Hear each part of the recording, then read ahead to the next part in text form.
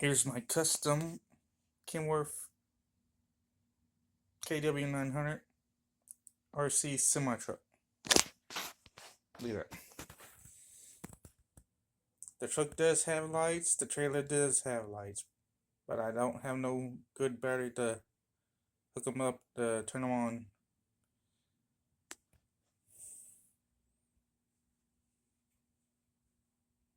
The receiver is in the back of the trailer, which has to be missing a door, so I don't know where to put that.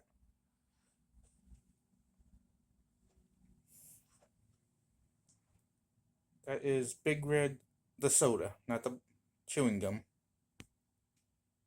So I had this custom made to show off for Big Red soda out of Plano, Texas. So apparently they liked it so much, they sent me a mini fridge, which don't work right now. So I will show that off in a video later on. Remember to like, comment, and subscribe.